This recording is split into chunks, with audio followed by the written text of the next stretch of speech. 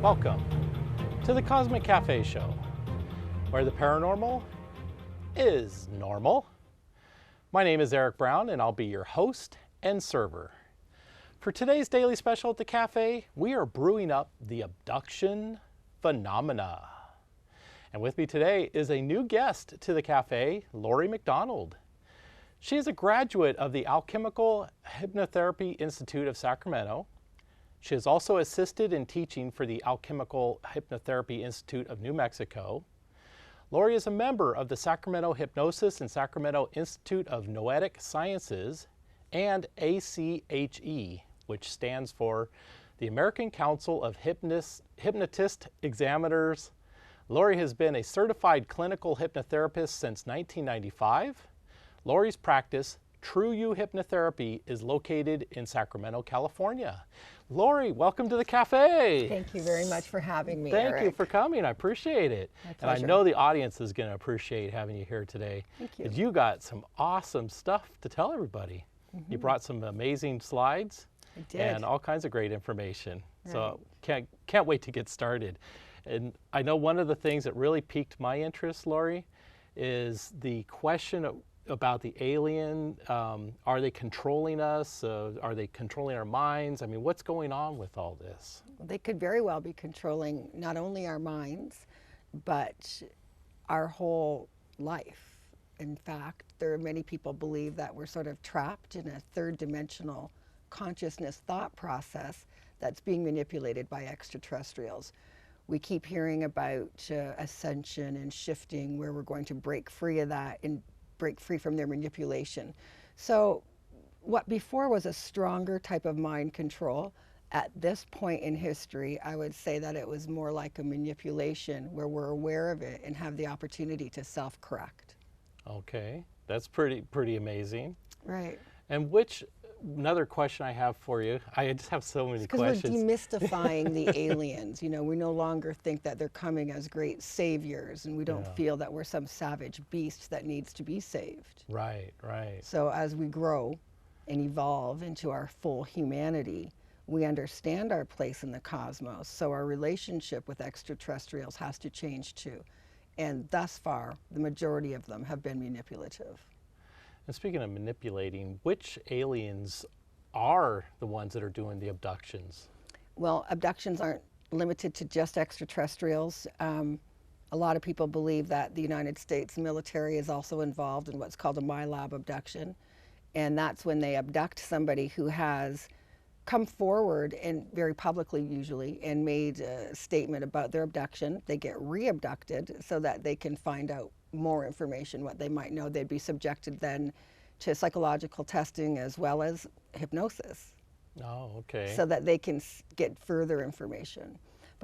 But generally, the abductors are what we call the Verdant. They oversee about 5 different extraterrestrial races.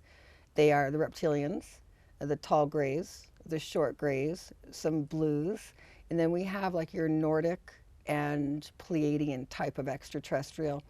Their interaction with humans isn't so much abduction as contact, although they are taken, but they go willingly. The defining okay. difference, of course, is abduction is against one's will. Ah, okay. Yeah, I don't know too many people that would sign up to be abducted. You know, I might volunteer though. Well, But I'm kind of crazy like that. I do run the Sacramento Alien Abduction and Contactee Support Group. I was going to ask you about that actually. Well, I have about 100 official members and about another dozen unofficial members because of their position in work, either in high security technology or in the government. They're not able to make it public that they have had experiences. Right. So yeah, it's one of the largest experiencers groups anywhere, but in particularly California.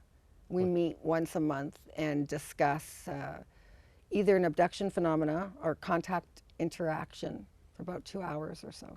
So I imagine you've probably heard a lot of stories from these people. You've probably interviewed them, maybe even helped them with hypnotherapy. Sure. What is a typical abduction like? I mean, what are you hearing? It's true. It's been decades since I've been involved in the phenomena, and I am on the MUFON mental health referral list for abduction regression as well as OPUS. And so the typical abduction is changing. What we've seen in the 80s and 90s isn't what we see in this millennium. But typically it was the gray extraterrestrials, and they would either come to your home, or sometimes people would receive like a telepathic message, and they would meet somewhere, and then the abduction would go from there. Like they might wake up at 2 or so in the morning and drive their car just to the outskirts of town, where then they would see a UFO.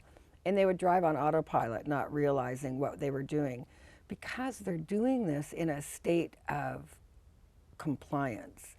I personally believe, as a hypnotherapist, that the extraterrestrials can manipulate our brain chemistry by moving into the alpha and theta brain waves and mimicking the dream state, so that we feel that that disorientation around time, but we're still aware, or we're still able to move. Just like when a person in a dream, time is irrelevant.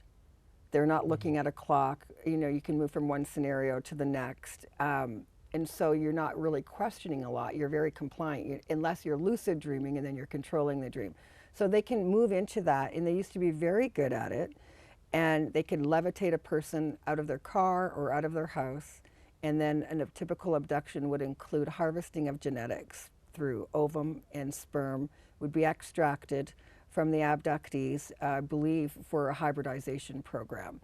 I think that for quite some time, these particular abductors, and I'm going to say, even though we call them gray aliens and tall grays and reptilians, I think that their energy is in the lower astral, in that some of them fall into the category of demon, in that it's very easy for them to pretend to be extraterrestrials because they have the ability to shapeshift.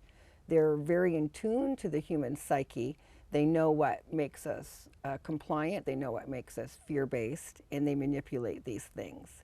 Wow. But the typical abduction is changing now. There's less interference from the grays, and we see more of contact, telepathic contact, and extraterrestrials coming, saying that they're here on a mission, they're mission-oriented, that they're here to help us out. I have a hard time with that personally, and I literally have heard thousands of extraterrestrial stories, literally thousands. And I've regressed hundreds and hundreds and hundreds of people. And I don't think that they're altruistic or here to serve humanity. I don't think that they're here to serve our highest purpose at all. I think that any species who can either move interdimensionally or across space and comes to harvest genetics from what they claim to be a lower, less evolved species, we must have something they want. And I think that that thing may very well be the true essence of us. You know, the body of a human is more the animal aspect, but the consciousness inside of it is the higher minded, and our soul. I believe that that's what they'd like to have, so that they can evolve. Because a gray alien and a tall gray, a lot of those in that particular agenda live to be about 800, 900, 1,000 years old, and then they die. Those are the ones that are alive. A lot of them are sort of a silicone base and drones, really, but they do die. Wow. That's, you've said a lot there. My brain is still trying to process, and I can just imagine what people in the audience are thinking. They're probably trying to process it like I am. It's like, oh gosh. Well, it's a lot of information. It is. Let me ask you, because I'm sure a lot of people out there are thinking like I am, is there something that we can do to help prevent or stop them from, you know, abducting us or trying to mentally control us, or, you know, is there something that they can do? I think so. I believe that there's a couple of different techniques that have helped people snap out of an abduction, which really makes them become fully conscious, wide awake in this beta brain wave that we're speaking in right now, so that they end up having very close eye-to-eye, face-to-face contact with an extraterrestrial being fully lucid. And with that, they can claim their personal power and stop the abduction, because you have to know your rights. You have to know your rights as a human, and if you don't state them, that's when they'll take advantage or manipulate you. A lot of people believe that if you, and researchers have shown this to be accurate, that if you call out for help through the name of Jesus Christ, that will stop an abduction. Interesting. Research shows that this works. I can't tell you why, but I also think that there's another technique, because what happens... Would another entity, like if you called out for help from Buddha, or you called out for help from Allah or Jehovah, would that, or is it just Jesus Christ is the one that seems to work? Research only is indicating right now that it's Jesus Christ. And that's it? Yeah. Okay. What happens during an abduction is a person's body becomes paralyzed. The mind is awake and alert, and kind of like a coma victim or something. like a coma victim. They're wide awake, alert, and usually quite terrified. But if you can force the eyes to move to the left side of the body, secretes a chemical in the brain, the awake chemical, because what happens for the body to be paralyzed like that, two signals are being sent to the brain. One says wake up, one says go to sleep. The mind stays awake, the body sleeps. Yes. And if you can shift the energy by moving the eyes to the left, it changes the brain chemistry, and you're able to wake up and actually have control over your limbs. Interesting. Then so you're that's all you have frozen to in do fear. is shift your eyes to the left. So let me try this. Okay. I'm going to shift to the left. I think I just did that. And that's all you have to do. If you can do it. If you can do it. A lot of people say it's very difficult to be able to do, but it was hard. It was hard for me to do it just right then. I'll be honest. Focus and controlling the mind is imperative in dealing with these extraterrestrials. I've been an advocate of meditation. I teach meditation as well, but I've been a meditator for over 35 years, and that ability to move into the silence and kind of find out who you are yourself. Yeah. Makes it a lot easier to deal with somebody who's trying to manipulate you. It's coming into your personal power, and we get there through self-exploration and then a consciousness expansion. Now, I know we're having a great conversation, and we could probably just keep talking like this for another couple hours, but I know you brought some slides. Are there any slides that would be appropriate for us to show the audience at this point, or should we wait a little bit? Well, you know, you can show them at anyone you want. Number 2. Number 2, slide number 2? Okay. Yeah, this is a slide. It's actually a drawing, a depiction of a tall, hybrid, gray human alien with a hybrid baby. Okay, yeah. See, what That's kind happens... of a spooky looking... It is a little scary. The dark eyes are very scary. The limbs are spindly, and the hair is thin. It's because they're not used to having hair. But this desire to create a hybrid is very intriguing to me. Yeah. I'm quite curious as to why they would want to do that and why they've tried so hard. There's a lot of people say the hybrid program wasn't successful. For a long time, they were unable to create the lung that would allow the hybrid baby to breathe, and a lot of them didn't live past 13. Oh, so 13 years old. So that was one of the issues. But I've dealt with many women who claim to have carried a hybrid, have tested at their doctor's office positive for pregnancy, have had no relations and felt that the pregnancy was an impossibility through any other means except the extraterrestrial. And so they would go to terminate the pregnancy only upon the date of termination to find that the baby is gone. Whoa. Later, these women would find themselves in the scenario of being brought by these very tall-looking grays onto a craft, into what looked like a nursery. Sometimes they said it was on a craft. Sometimes they said that it felt like it was in an underground facility, and that was only their perception, their sense of their environment. Okay. And in this nursery area were many different types of hybrid babies. I've heard them be described as repulsive, disgusting, but this is a very strong emotional conflict here. One, these are mothers. These are human mothers. Yeah. And although they may have been psychologically terrified during the process, there will come a time where they realize what was taken from them, and that is their child. Yeah. And so there's one abductee that I've worked with for 20 years. Oh, wow. And at this point, bottom line, she wants her baby back. I don't blame her. Some type of a relationship with the child, something. She wonders, does this child yearn for her? Does the human aspect of it desire that love that allows us to grow, to tap into what we are, to explore? And so they're hurt. Some of the mothers that were brought on board said that they would have a baby placed in their arms, and the nose looked like a little elephant trunk. Oh, no. And it was scary. So they would have, again, it's all these mixed emotions. Creating that conflict in the mind makes it difficult, but easy to manipulate.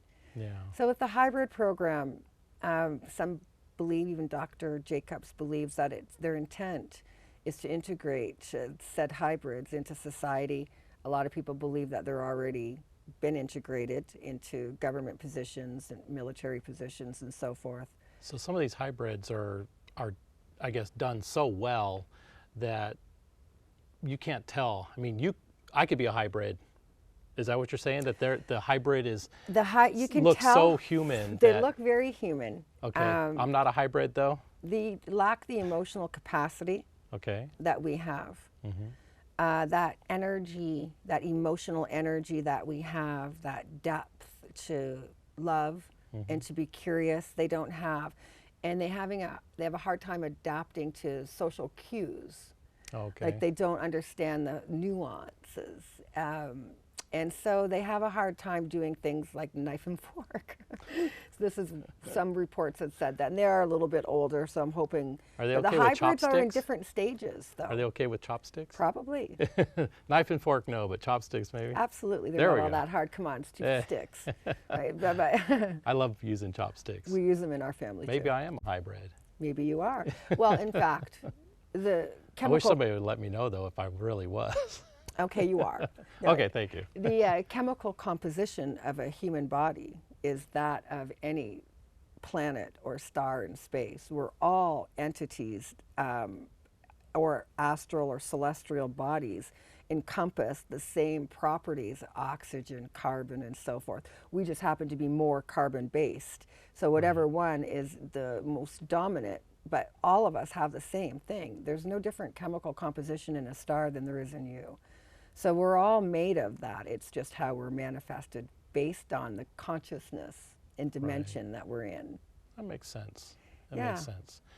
So let me ask you, we have more slides. I want to make sure, I don't want you to There's a slide go. 3 is a typical slide where Slide people 3, okay. see these extraterrestrials Okay. walking, and they usually come in 2s or 3s. But this is the thing, during the abduction phenomenon itself, no matter who takes them, and it's usually the short grays, they see taller grays, some reptilians, and often they describe humans being there, like white jacket, lab coat humans. Oh, interesting. So is there a collaboration between maybe our military or governments working with the aliens to help them? I believe that Eisenhower did sign an agreement that allowed these particular extraterrestrials to have the right to examine 250,000 Americans.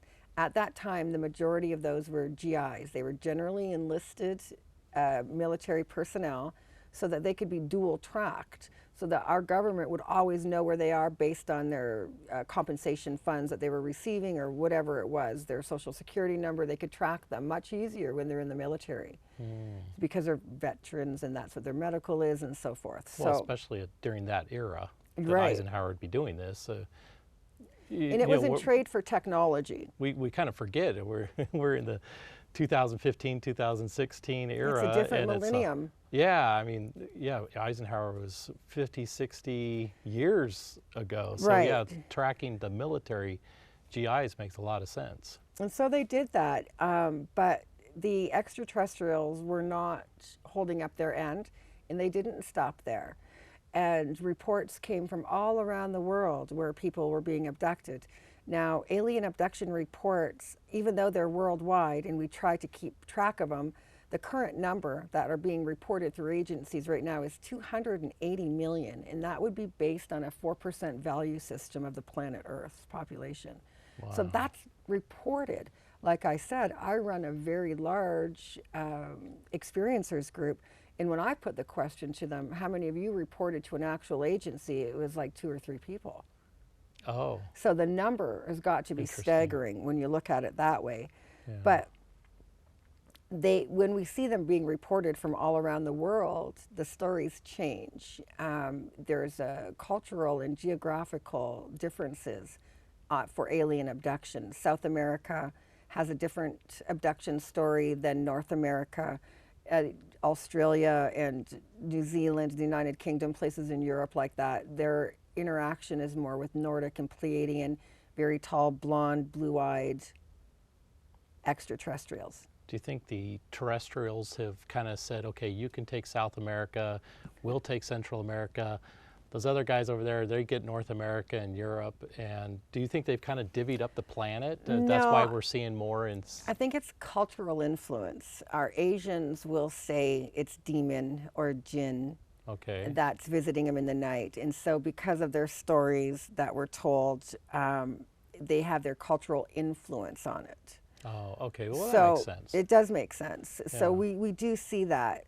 But because we know that some extraterrestrials have the ability to shapeshift, they can really look like whatever they want. So a reptilian could pose as a Nordic and fool the person into wandering off with them. Can make them look more appeasing. So they kind of enter as what is socially anticipated and socially accepted. Exactly. So say here in America, we're really big on the grays with the big eyes and all that. So that's if we your see a gray, system. we go, okay, that's an alien. Right. But if we saw a Nordic, we wouldn't understand that, or a reptilian especially. I know I wouldn't. It's like, keep the reptilians away from me. Please, you shapeshift into something else. Yeah, the reptilian stories that I've heard, Eric. Oh my goodness. I would love to hear them. They're frightening. Yeah, I can imagine they are. I can imagine they are. So, well, there's lots of stories and everything, and I know we got about 5 minutes left. So I want to make sure we get some of your contact information out, and then we can continue talking. But Sure. I want to make sure people are going to know how to get a hold of you, whether they've had their own experience or they just want to do some more research, learn more. Why don't you give me your website? And TrueYouHypnotherapy.com is my website. You can follow me at Laurie's True You on Twitter, Laurie McDonald on Facebook, and you can call me 916-266-3964. Okay. Okay, we'll make sure we get all that information to the audience. We'll also have that all linked on our website as well. Thank you. I wanted to just make sure I got that in there because, you know, definitely wouldn't want people to not be able to know how to get a hold of you if they need to. And so you brought so many great slides, and before we bring up the next slide, I have to ask, those earlier slides, they were kind of like paintings or something. Are those like artist renditions from a collection of stories that you've heard? Or, I mean, how did those come about? In my group, I have 2 ET artists. They work very much like a police officer who does profiling. Oh, okay. So you come in and you're wanted to describe your assailant, and then they would sketch it out, like a sketch artist, right? Right. So you can go and they'll sketch it out so we can get an idea. Yeah. It's very difficult to take a photograph, although photographic evidence has been presented. Oh. And in the abduction phenomena, we look for empirical evidence if we can find it. What we find mostly are extraterrestrial implants in the body. Those we can see are not from here. Those we can definitely say that's extraterrestrial, that implant. And those are very interesting. Those are another way to not only monitor a person, but alter their chemistry because they're RDFI chips.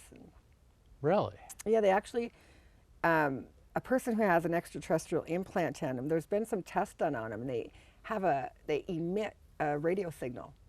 What? Wow. Yeah, so yikes. That is yikes, that's for sure.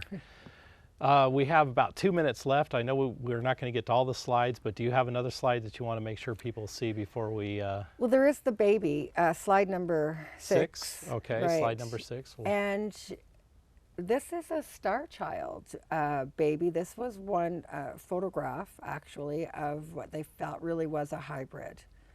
There are a lot of people claiming to be hybrids right now, and the truth is their blood type is a little bit different. It warrants much further investigation through our scientists, but there are indicators in the blood. Generally, an abductee has an Rh negative blood type. Okay. Hybrids have that plus a little kick. Plus a little kick. That's Plus a a funny little way something to put else. it. Plus, any word on what that is? Not yet. Well, Laurie, thank you so much for coming and sharing your information with us and being part of the show. Thank you for having me. And I'd like to just tell our audience, thank you very much for tuning in. Hopefully you found Laurie's information interesting. And if you didn't catch her website information or contact information, of course, you can always get it at cosmiccafeshow.com, cosmiccafeshow.com. Also find us on social media at Cosmic Cafe Show. And with that, we'd also like to thank all of the PEG TV stations that carry the program nationwide. They're all volunteer stations. They always could use extra volunteers. So if you want to get involved in your local community access, please contact your local station. If you're not finding our show on your local station, we do have a list on the website of all the stations that currently carry us, but please let them know, hey, they can carry the Cosmic Cafe Show for free. Just contact us or find us on one of the syndicators for PEG Access TV. With that, that's about all we have time left for, so thank you very much for tuning in and have a great evening.